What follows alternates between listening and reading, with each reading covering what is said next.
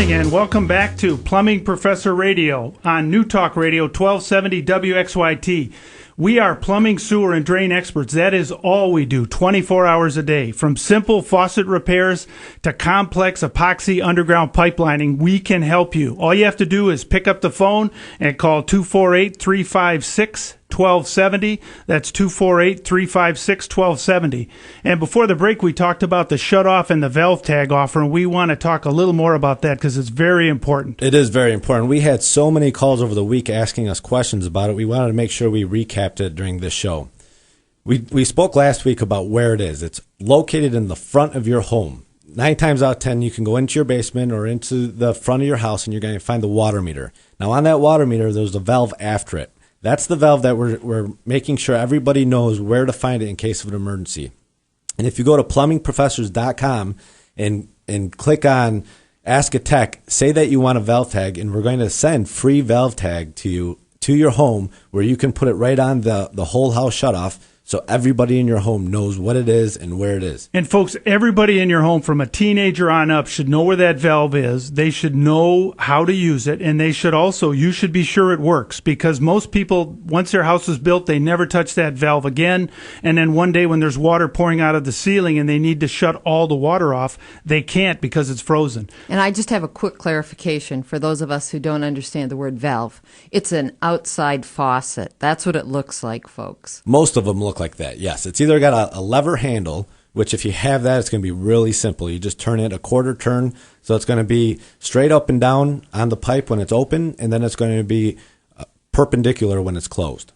And folks, do yourself a favor. Today when you get home, or if you are home after the show's over, go down, find that valve, and test it. It's really simple. If it works, you have nothing to worry about, and you'll know if you suddenly have a catastrophic problem while you're home, you can stop all the water quickly, which will save you a lot of headaches. And again, go to plumbingprofessors.com, go to Ask a Tech, and type in a message saying, I would like a free valve tag for the offer, and we'll send one right to your home for you. Yep. And if you have any questions, don't hesitate. Call us 248-356-1270. Now we have a young lady on the phone from Canton that I think, Wendy, you may know her. I do. Tuesday, I went to my Pilates class, and my instructor had a plumbing question. Well, I'm not a plumber, so I asked her to call the show today. On the line, we've got Donna. She's owner of Infinity Health in Canton. She's a great Pilates instructor, but she's also a registered physical therapist. She designs your workout specifically for you and for any problems you might have. If any of this intrigues you, go to infinityhealth.org. That's infinityhealth.org. But let's go to line 1 and talk to my gal pal. Good morning, Donna. Good morning. Hey, Donna, it's Wendy. I know you have a toilet problem, so talk dirty to us, sister. Okay, I'll try. Well, I have an upstairs toilet that seems to be getting clogged more frequently, usually probably about within the last year.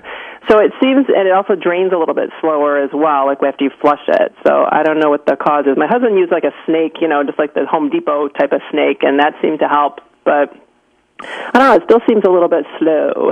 Well, Donna, do you experience this in anywhere else in the house or just that toilet? It seems just that one. I mean, occasionally other toilets will clog too, but that one just seems to be the problem one. Well, I'd recommend more fiber in the diet. That's the first place. Yeah, probiotics, that kind of thing. Sorry, Donna. We're trying that. Right. How about the bathtub and the sink in that bathroom? Do those work okay?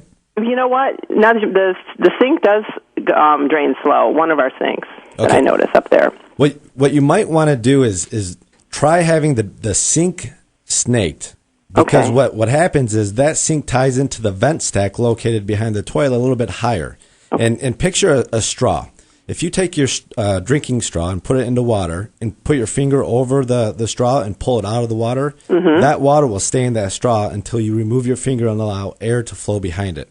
Okay. So what might be happening is, being that sink is draining slow, part of that pipe might be partially blocked. Okay. Not allowing air to flow into the vent stack, and that's causing that toilet to kind of gurgle and not. It's more gulping than it is flushing. Okay.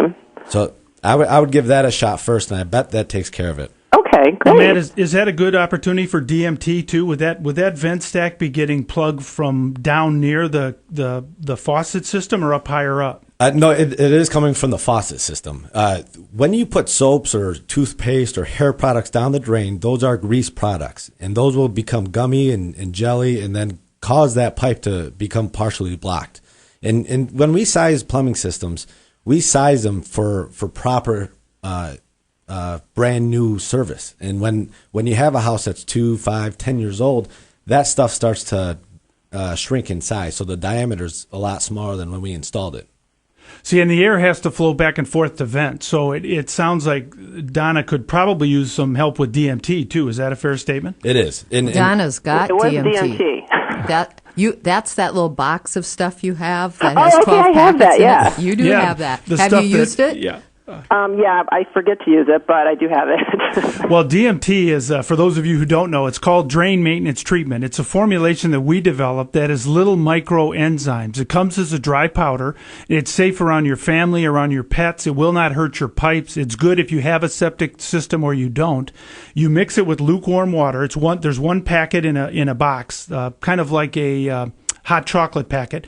You mix one packet with some lukewarm water, pour a little bit down every drain in the home, every single drain, the basement drains, the drains in the showers, the drains in the sink, the kitchen sink, and those little enzymes go to work in there, and anything organic they like to eat. So they will eat up the organic stuff, including soap scum, hair, paper products, again, anything organic. And they work as long as there's something there to eat, and they will clean the whole pipe, the whole diameter of the pipe, not just the bottom of the pipe where liquid drain cleaner may go. And Donna, I'm going to give you one test to do that every homeowner can do for all their toilets in their home. Okay.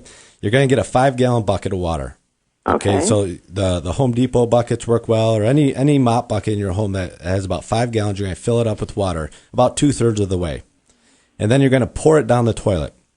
If the toilet flushes perfectly, without having the same symptoms that you're describing now, then there is something wrong with that toilet. The water from the tank just isn't getting to the bowl fast enough. Okay. Now, if it does the exact same thing that you're describing, then you know the problem is not the toilet. Okay. Does that make sense? Yeah. Okay, and any homeowner can do this. So if you have a toilet that fills up all the way to the top with water and then slowly goes down, do the bucket test, because then if it flushes normal, then you know that the water is just not getting to the bowl fast enough. Okay. So like a bucket list thing. That's right. Okay. I'll put that on my list. Okay, Donna. Hey, I'll see you Tuesday, and I'll be looking for a status report. Okay, great. Yes, I'll get my bucket out right now. And thanks for the call, calling. Donna. And try those fiber bars. They'll do work wonders. Have a good day. Bye. Bye. Well, venting problems in the home don't happen often, but then when they do happen, it's really hard to diagnose and fix them because it depends on what part of the system is the actual problem. And we don't want people getting up on the roof and looking down the pipe. And Matt, that's a big one. We hear a lot of that depending on the neighborhood, if you have a lot of trees, if you have squirrels, if you have an older home, you can get condensation in there, and then dust and twigs and stuff get down in that vent, and they do choke that vent up. And then it affects your whole house plumbing system because it's one vent. Most things are all hooked to a single isn't vent. there like a screen on that vent? No, not at all, because you need the air to flow. If there was a screen on there, that screen would get plugged. Oh. So that vent that goes out the roof goes all the way down into your underground plumbing system. So when it rains or debris gets into that, it should flow all the way out, and then you should fix the problem. Okay. Guys, if you have a question out there, call us 248-356-1270. You're listening to us on New Talk Radio 1270 WXYT. We did get an email from John and Warren that we'd like to share with you. He says, my garbage disposal is dead. When I flip the switch, nothing happens. Can this disposal be saved? Yeah, all garbage disposals have switches in them that if they get jammed or overheated, they shut off. And then they won't work because they don't want to damage the motor. Well, there's a couple different things you have to do. First, you want to unplug the garbage disposal. You don't want power going to it because you're going to be looking inside of it. You're going to get a flashlight, look inside of that garbage disposal, and see if you see anything blocking the motor. You're going to find a penny maybe or some sort of object that fell into there off the countertop. And then once you eliminate that there's anything stuck, there's a red reset button on the bottom of the garbage disposal you're going to push. Now, if it tripped, you're going to push it in, you're going to hear a click. then go ahead and try to turn on the disposer again. Plug it in, turn it on, and it should be working just fine. And folks, like Matt said, you have to be very careful. Be sure you unplug it before you play around in there.